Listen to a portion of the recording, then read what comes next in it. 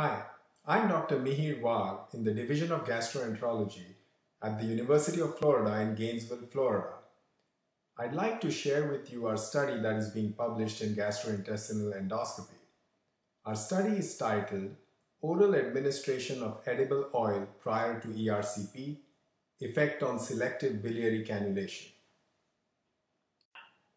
Selective cannulation of the duct of intent, that's the bile duct or the pancreatic duct, is the first step during ERCP and is crucial in achieving a successful therapeutic outcome. Deep biliary cannulation is often difficult, and prolonged attempts at cannulation may lead to papillary trauma, edema, bleeding, and inability to achieve deep ductal access. This is often associated with significant complications such as pancreatitis and even perforation. Hence, biliary cannulation should be atraumatic, and a quick cannulation is often desirable. The sphincter of Oddi acts as a variable resistor in controlling bile flow from the papilla, but the exact mechanism by which this sphincter regulates bile flow in response to feeding remains controversial. Intraduodenal fat has been shown to stimulate the release of cholecystokinin or CCK in humans. This decreases the sphincter of Oddi basal pressure. Therefore, the effect of intraduodenal fat on the sphincter of Oddi is presumably through the release of CCK. A relaxed sphincter of Oddi may actually facilitate biliary cannulation during ERCP. However, as you all know, patients are usually kept fasting prior to endoscopic procedures, and it may be argued that the contracted sphincter of Oddi may actually hinder biliary cannulation.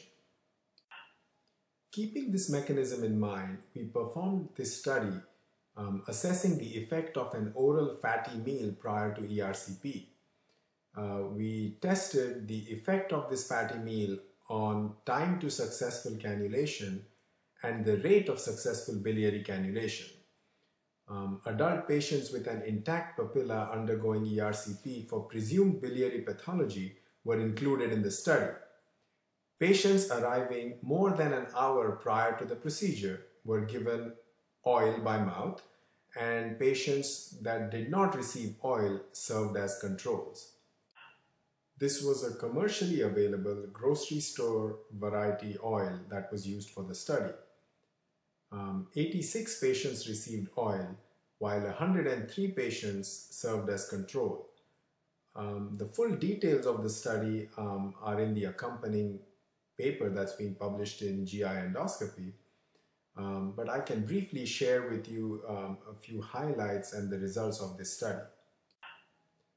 Our data showed that the papillary orifice was more open and with bile flow more often in the oil than in the control groups. However, successful biliary cannulation rates were similar in the two groups, 93% in the oil group and 94% in the control group.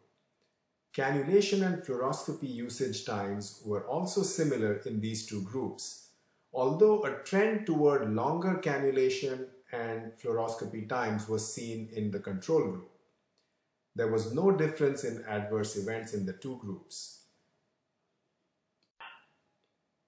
This unfortunately also suggests that a liquid fatty meal cannot fully make up for cannulation experience.